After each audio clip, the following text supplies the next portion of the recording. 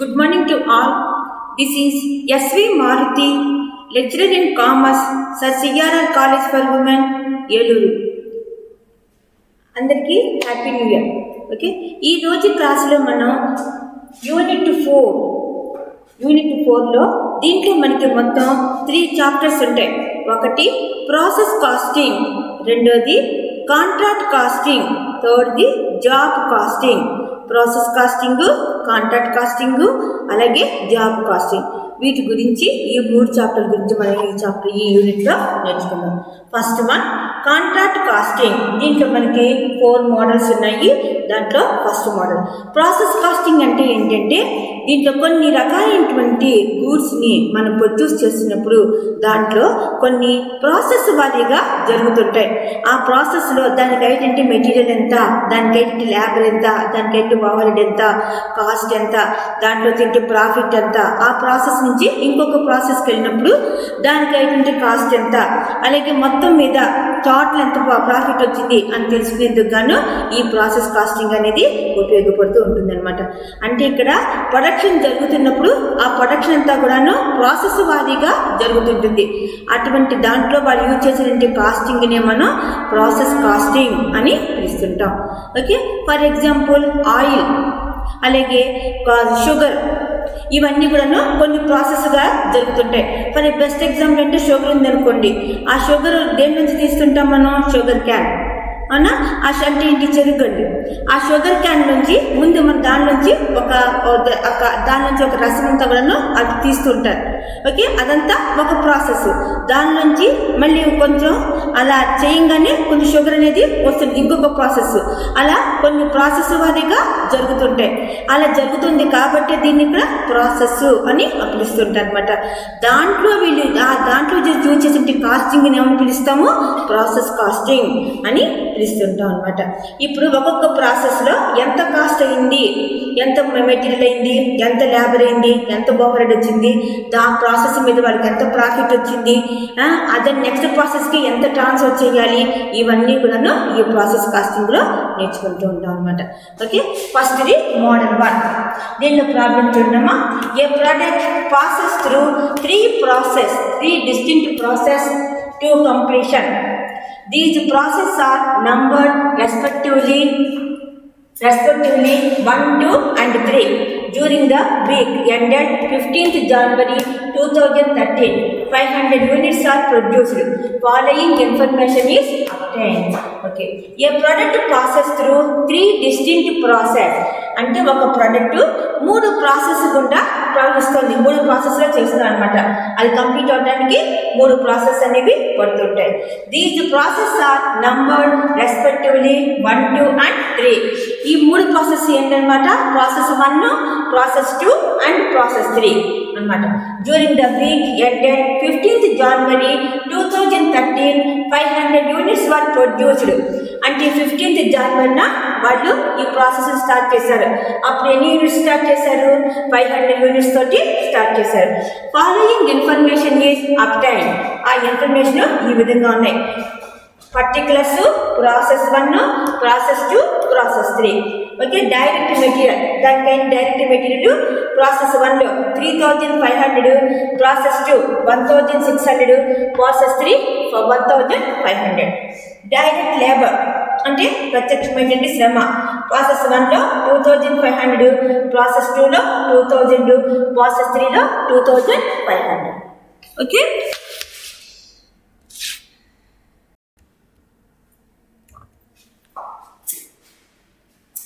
next one, the overhead expenses for the period were ₹1400, apportion to the process on the basis of wages.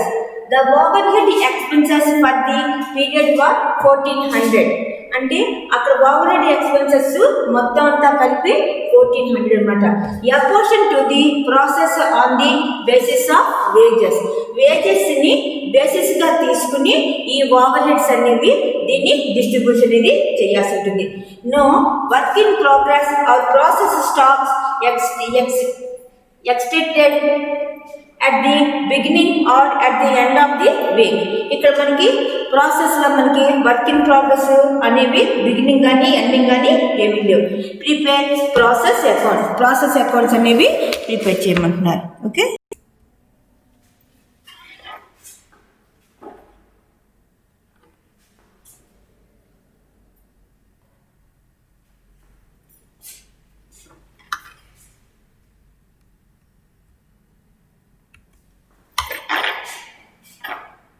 Okay. Solution ముందు process 1 account. ఇది only ledger accounts అంటే ఆవర్త్యాలు మాత్రమే ఇక్కడ మనం చూపిస్తాం. దీనిలో journal entries అనేవి మనం ఇక్కడ అవసరం లేదు. అంటే దీనిలో డెబిట్ క్రెడిట్ 2 పార్ట్స్ కింద డివైడ్ చేస్తాం. దీనిలో డెబిట్ వైపునేమో 3 కాలమ్స్ ఉంటాయి, క్రెడిట్ వైపున 3 కాలమ్స్ ఉంటాయి. ఫస్ట్ది పర్టిక్యులర్స్, యూనిట్స్, అమౌంట్. అలాగే క్రెడిట్ వైపున కూడా పర్టిక్యులర్స్, యూనిట్స్, అమౌంట్ అని ఇక్కడ డెబిట్ 3 కాలమ్స్, క్రెడిట్ 3 కాలమ్స్ ఉంటాయి అన్నమాట. ఓకే, డెబిట్ టైప్ రాసేటప్పుడు మనం 2 అని స్టార్ట్ చేసి రాసుకుంటాము. క్రెడిట్ టైప్ స్టార్ట్ చేసేటప్పుడు మనం బై అని స్టార్ట్ చేసుకుని రాసుకోవాల్సి ఉంటుంది. ఇప్పుడు దీంట్లో మనకి ఏవైతే కనుక మెటీరియల్, ల్యాబులు, ఓవర్హెడ్స్ ఏవైతే కాస్ట్ ఉంటాయో అవన్నీ డెబిట్ టైప్ రాసేసుకోండి. ఫస్ట్ చూడండి, 2 యూనిట్స్ ప్రొడ్యూస్డ్. అమౌంట్ ఉంటే అమౌంట్ వేసుకుంటాం. ఇక్కడ అమౌంట్ లేదు కాబట్టి ఇక్కడ నీళ్ళు పెట్టేసాం. యూనిట్స్ ఎన్ని అన్నాడు? 500 యూనిట్స్ ఉన్నాయి కాబట్టి ఆ యూనిట్స్ పట్టుకొచ్చి ఇక్కడ వేసాం. అమౌంట్ దగ్గర నీళ్ళు. సెకండ్ది 2 మెటీరియల్స్ ఎంత? 3500. ఆ అమౌంట్ ఇక్కడ వేసుకున్నాం. 2 డైరెక్ట్ ల్యాబ్ అమౌంట్ ఎంత? 2500. తర్వాత 2 ఓవర్ హెడ్స్ టోటల్ అమౌంట్ ఇచ్చేసాడు. టోటల్ అమౌంట్ ఎంత? అది 1400. దాన్ని ఏ రేషియోలో డిస్ట్రిబ్యూట్ చేయమన్నాడు? వేజెస్ని అప్రాక్సిమేట్ తీసుకుని చేయమన్నాడు. వేజెస్ ఎంత అక్కడ? 2500, 2000, 2500. కాబట్టి దీనికి ఇప్పుడు మనం రేషియోస్ కట్టాం. ఆ రేషియోస్ కడితే ఏమైంది? ఇక్కడ జీరోస్ అనేవి కామన్గా ఉన్నాయి కాబట్టి ఆ జీరోస్ని ఇక్కడ మనం క్యాన్సిల్ చేసేసాం. జీరోస్ పోతే ఇక్కడ 25, 20, 25 ఉంది. కామన్గా ఏ టేబుల్ పోతుంది? 5th టేబుల్ పోతుంది. కాబట్టి 5, 4, 5 అంటే రేషియో ఎంత వచ్చిందనమాట? 5:4:5 అంటే 14. ఇప్పుడు ఓవర్ హెడ్స్ టోటల్ అమౌంట్ ఎంత? 1400. ఈ 1400ని 5:4:5 ఈ రేషియోలో మనం డిస్ట్రిబ్యూట్ చేయాలన్నమాట. కాబట్టి ఈ 1400 ఇంటూ 5/14 అది డిస్ట్రిబ్యూట్ చేస్తే ఎంత వచ్చింది? 500 అనేది వచ్చింది. కాబట్టి ప్రాసెస్ 1 యొక్క ఓవర్ హెడ్స్ ఎంత అనమాట? 500. ఓకే, ఈ విధంగా మనం ఇక్కడ ముందు మెటీరియల్, లేబర్, ఓవర్ హెడ్ ఈ అమౌంట్స్ అన్ని కూడా ఈ టైప్ ఇక్కడ మనం వేసుకుంటాం అన్నమాట. తర్వాత ఇప్పుడు దీన్ని మనం క్లోజ్ చేయాలంటే ముందు మీరు యూనిట్స్ పార్ట్ని క్లోజ్ చేయండి. ఇప్పుడు ఏ టైప్ అయింది? డెబిట్ టైప్ ఎక్కువ వచ్చినాయి. కాబట్టి డెబిట్ టైప్ టోటల్ ఎంత? 500. కాబట్టి ఆ టోటల్ పట్టుకొచ్చి రెండింటికి వేసాం. క్రెడిట్ టైప్ తక్కువైంది. ఎంత అయింది? 500. కాబట్టి ఆ 500 పట్టుకొచ్చి ఇక్కడ వేసాం. అలాగే అమౌంట్ని కూడా మనం ఇక్కడ బ్యాలెన్స్ చేస్తున్నాం. డెబిట్ టైప్ టోటల్ ఎంత వచ్చింది? 6500. కాబట్టి ఆ డెబిట్ టైప్ టోటల్ 6500 ఇక్కడ వేసుకున్నాం. అదే పట్టుకొచ్చి ఈ క్రెడిట్ సైడ్ కూడా వేసుకున్నాం. క్రెడిట్ సైడ్ తక్కువైంది. ఎంత తక్కువైంది? 6500 తక్కువైంది. యూనిట్స్ ఏమో 500, ఇదేమో 6500. ఓకే, దీన్ని ఇప్పుడు నెక్స్ట్ ప్రాసెస్కి ట్రాన్స్ఫర్ చేస్తాము. కాబట్టి by transfer to process 2 account అని రాయాలి. By transfer to process 2 account అని రాయాల్సి ఉంటుంది. ఒక్కోసారి మనం ఇక్కడ పర్ యూనిట్ క్యాలిక్యులేట్ చేయమని అడుగుతారు. అప్పుడు మనం ఏం చేయాలంటే పర్ యూనిట్ అంటే ఏంటంటే అమౌంట్ బై యూనిట్స్ వేసుకుంటే మనకు వచ్చేది పర్ యూనిట్ వస్తుంది అనమాట. పర్ యూనిట్ అంటే ఏంటి? అమౌంట్స్ బై యూనిట్స్ అది వేసుకుంటే మనకి పర్ యూనిట్ వస్తుంది. ఇప్పుడు పర్ యూనిట్ అంటే 6500/500 ఎంత వచ్చిందనమాట? 13 రూపీస్ వస్తుంది. ఓకే,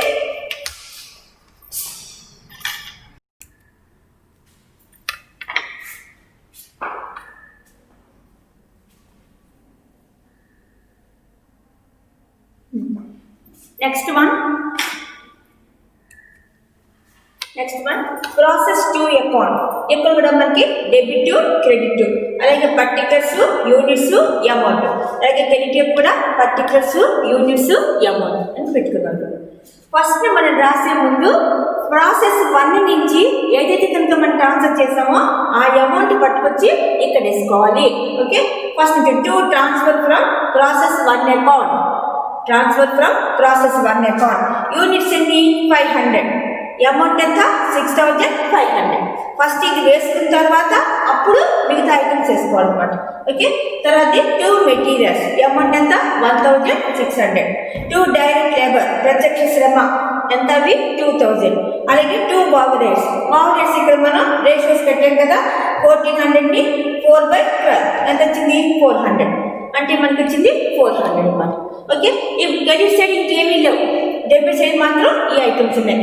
ఇప్పుడు ఈ అకౌంట్ని క్లోజ్ చేయాలి. క్లోజ్ చేయాలి అంటే ఫస్ట్ యూనిట్స్ని బ్యాలెన్స్ చేయండి, అంటే నిల్వల్ని తెర్చాలి. యూనిట్స్ని ముందు బ్యాలెన్స్ చేయాలి. డెబిట్ టైప్ టోటల్ ఎంత? 500. క్రెడిట్ టైపు ఏమీ లేదు కాబట్టి డెబిట్ టైప్ టోటల్ రెండింటికి పట్టుకొచ్చి వేసాం.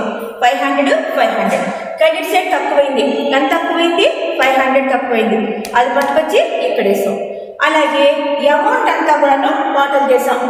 డెబిట్ టోటల్ ఎంత? 10,500. ఈ టోటల్ పట్టుకొచ్చి ఈ రెండింటికి వేసుకున్నాం. 10,500, 10,500. క్రెడిట్ టేపు ఏమీ లేదు, అది పట్టుకొచ్చి ఇక్కడ వేసుకున్నాం. క్రెడిట్ టేపు తక్కువైంది కాబట్టి ఈ అమౌంట్ పట్టుకొచ్చి ఇక్కడ వేసుకున్నాం అనమాట. యూనిట్స్ ఏమో 500, అమౌంట్ ఏమో 10,500. ఇది నెక్స్ట్ ఇంకో ప్రాసెస్ ఉంది కాబట్టి ఇక్కడ కూడా రాస్తున్నాం. By transfer to process 3 account. Transfer to process 3 account. తెలుగులో ఏంటి? ప్రాసెస్ 3 అకౌంట్కి బదిలీ. ప్రాసెస్ 3 అకౌంట్కి బదిలీ అని రాసుకుంటాం అనమాట. పర్ యూనిట్ క్యాలిక్యులేట్ చేయమంటారు. పర్ యూనిట్ క్యాలిక్యులేట్ చేయమంటే ఏంటి? Amount by units. అమౌంట్ ఎంత? 10,500. యూనిట్స్ ఎన్ని? 500. 10,500 బై 500 ఎంత వచ్చిందనమాట? 21 రూపీస్. ఓకే,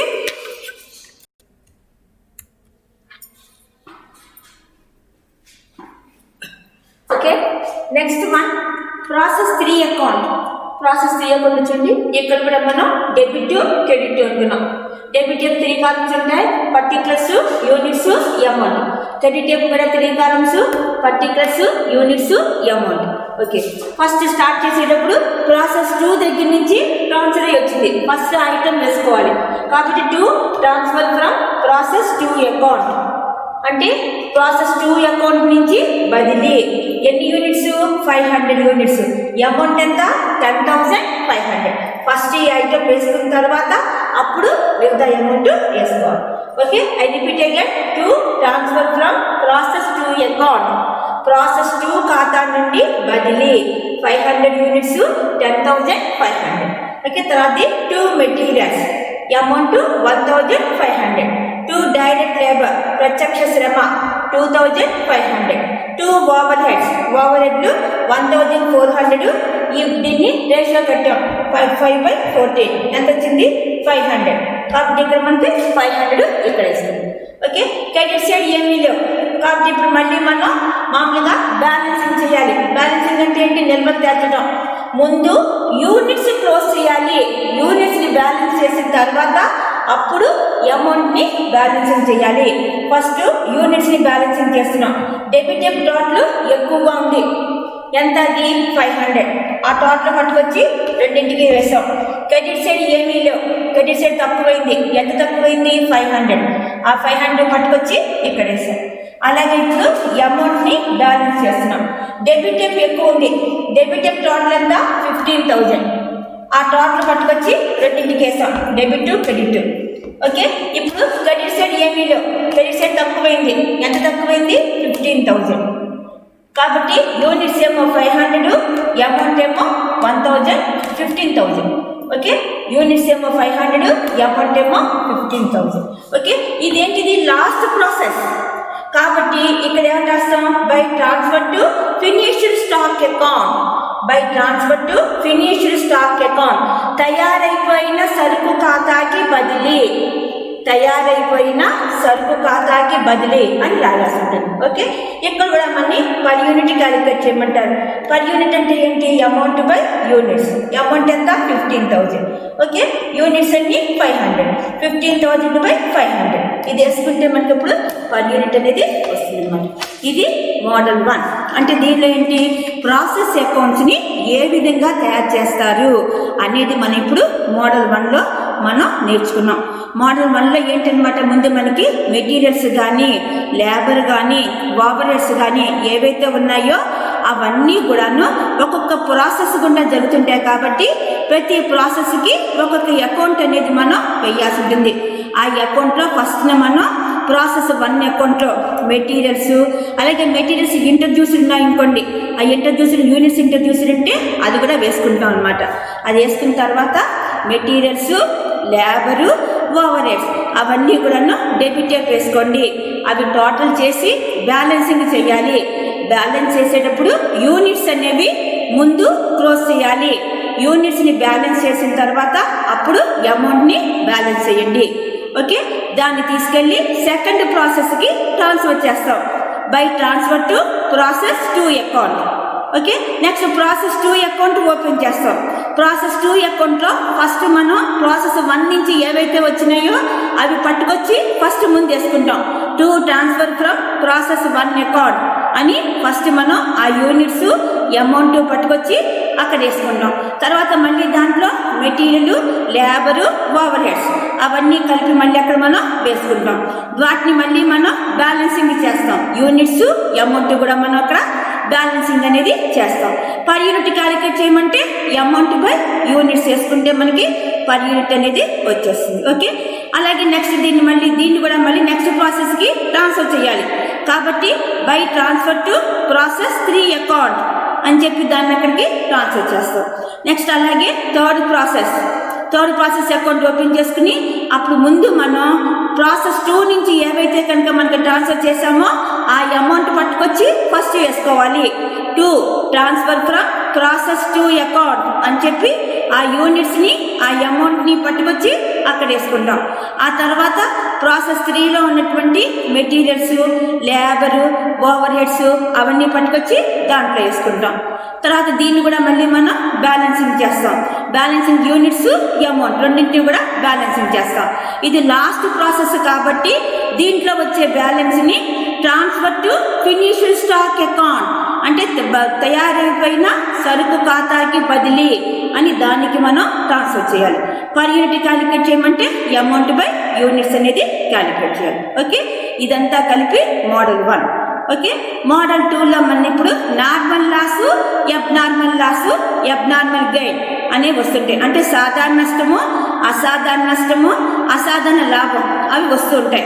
అవి వచ్చినప్పుడు ఎలా క్యాలిక్యులేట్ చేయాలి అనేది మోడల్ 2లో మనకి వస్తుంటాయి. ఓకే, అవి నెక్స్ట్ క్లాస్లో నేర్చుకుందాం. Okay, I will continue in the next class. Thank you.